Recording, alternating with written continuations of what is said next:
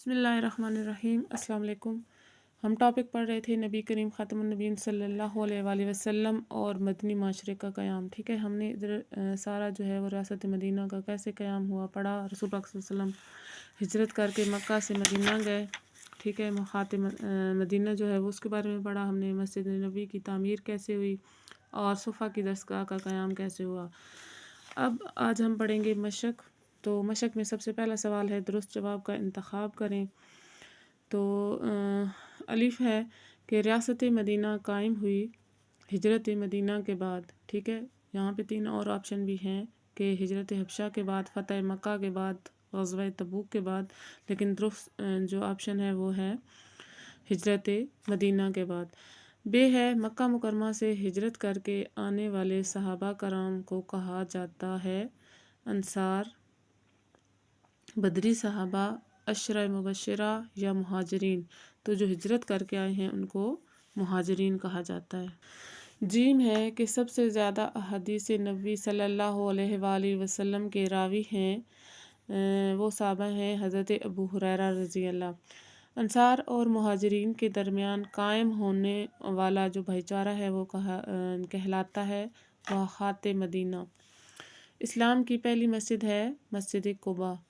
دوسرا سوال ہے کہ خالی جگہ پر کرے مدینہ منورہ تشریف لانے سے پہلے حضور خاتم النبیین صلی اللہ علیہ وآلہ وسلم نے قباء نامی بستی میں قیام کیا تھا، اور مکہ مکرمہ والوں کی امانتیں ثبوت کرنے کی ذمہ داری جو تھی وہ حضرت علی علیہ السلام کو سونپی گئی تھی۔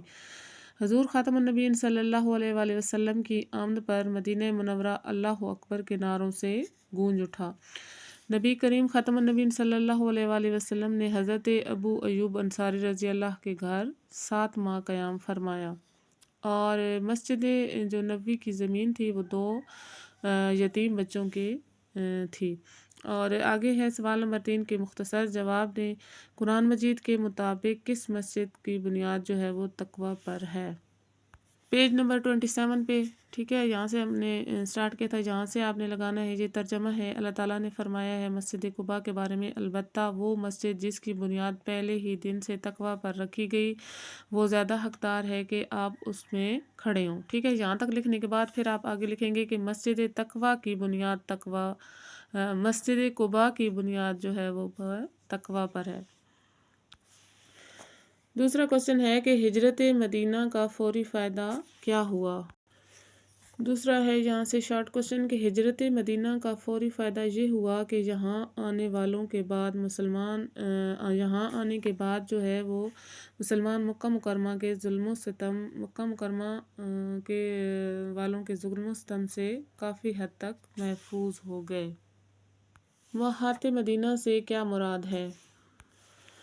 جب نبی اکرم خاتم النبیین صلی اللہ علیہ وآلہ وسلم اور آپ کے صحابہ کرام رضی اللہ مکہ مکرمہ سے ہجرت کر کے مدینہ منورہ چلے گئے تو آپ خاتم النبیین صلی اللہ علیہ وآلہ وسلم نے انصار صحابہ کو اور مہاجر صحابہ کو بھائی قرار دیا۔ اس عمل کو واقعات مدینہ کہا جاتا ہے۔